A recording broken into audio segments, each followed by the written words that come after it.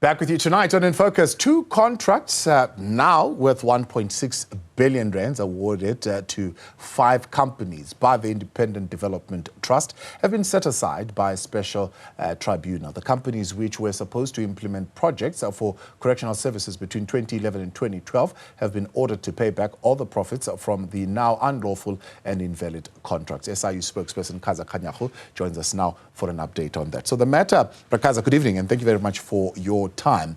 Goes back to, as I say here, 2011. It happened to be the last 4 months of 2011. The Department of Correctional Services then decided we want to have some fencing done, perimeter fencing, security fencing, intercoms, and whatever other infrastructure that needs to be done. And then they got into some conversation with the IDT, which ended up in a MOA that was signed and activated in October. You were brought in 27 to come and look at this particular matter for lack of compliance with the regulations and other contractual requirements. Let's go back to where we are right now. I mean, you were at the tribunal now, firstly, arguing Section 41, subsection 1, H, of whether or not a government agent can, as you say,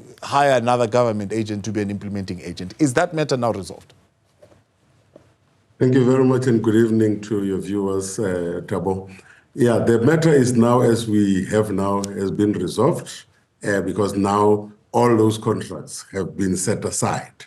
And that is a clear indication that we were right in what we were saying, because there were things that we were arguing that, which you've just said, but we were also arguing the fact that it was also very clear that even after ADT was given this responsibility, the process of getting the companies on the other side was also found to have been predetermined, as we had indicated, because it was very clear that it was just a way of trying to get these companies, this IDT, to get the companies that they wanted to be put there. And that is how all these 5 companies were brought in. It was very clear there was no competitive process, but also it was against the Constitution of the Republic, which is Section 217 of the Constitution. That is very clear that all procurement must be done in a fair manner and everybody must be given an opportunity to do that. Yeah.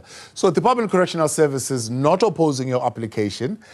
IDT, I get the fact that they did not oppose the application, except for the issue that says there's no statutory provision for appointing IDT as an implementing agent. That's the one particular area that they wanted clarity on. And then you've got some of the service providers who are saying, well, they will challenge the application on the basis that they are just innocent tenderers. They would have thought that DCS and IDC know the procurement processes, they know the PFMA, and so they are in compliance, and they took that for granted. That is the very interesting one, because that is the general explanation that we get everywhere. Whether it is in government department, you'll get executive authorities saying, we are not involved in tenders, but we find their hands in it. Even in this particular instance, they will say that. But at the end of it all, what we do, Tabo, is very simple. We then go, that is why we had to go to the special tribunal and say, let us set aside this contract because there were discrepancies that were here. And once that happens, regardless of what your contribution is, we now say you cannot benefit from an unlawful contract. And therefore, that is why they have to then bring back all or pay back all the profits that they would have made. And the thing is, one thing that is very clear is those discrepancies were very open to the point that this is not the only thing that we have done. When the investigation ended, we were able to make referrals because we saw a lot of criminality that was happening in this contract. Yeah. And as I speak to you, we have already sent 22 of referrals to the NPA. We have sent 21 disciplinary to both the Department of Correctional Services and IDT itself.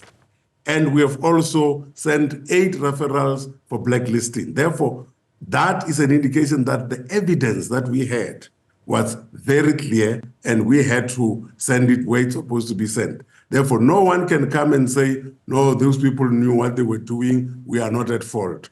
You were complicit in it. That is why even people from IDT were also sent for referrals to be disciplined. So let's talk then about how this contract, because in 2011, 2012, it was meant to be what, around 496 million, right? If you look at the IDT's process as they were engaging with the first 3 companies to be transactional advisors on this particular matter, that figure would have been at 496 million. How do we get to 1.6 billion? Yeah, you say because there was criminality around this whole thing that was happening. They did the first contract, and you're nicely saying there were 3 companies, but in principle they were not. It's 3 companies because there are 3 different entities. But if you look at the companies we're talking about, it is a company called Sasele Consulting Engineering, and then the other one was Bokoni Consulting. The third one is called Bokoni Sasele Consulting Joint Venture, which is basically a combination of the 2. Therefore, that is when those people started doing work and they were paid, the contract was then cancelled. And then they appointed new people, and they increased the initial budget by 15.2%, which is about 72 million. And then later on, when the payments were going on, the whole contract escalated and escalated until we reached this point where so much money was used, about 1.6 billion, because there were people who were benefiting out of this contract outside of the ones that we see as contractors. So the issues you were arguing, of course, you're saying there's a clear evidence, at least pattern of fiscal dumping, one of which I mentioned, you said this particular contract seems to have been rushed in the last 4 months of 2011 because officials or whoever was involved would have thought, yo, a huge chunk of money is going to be sent back to Treasury and we'll come back the following year with a lower budget. So they tried to fast-track this particular process. And one of the ways of doing it was to appoint an implementing agent so that they can invoke emergency procurement provisions. Any of those officials sent for referrals? Yes, we have sent, like I said, 21 officials for disciplinary, and then 22 of those individuals and companies for NPA to deal with the criminal side of things, because we could clearly see that everything was rushed at that point, and they wanted to make sure that when the money must move out of the department's budget to the implementing agent so that they are able to then say it has been spent in that financial year. And therefore, all of those referrals have been done, and they were not done now.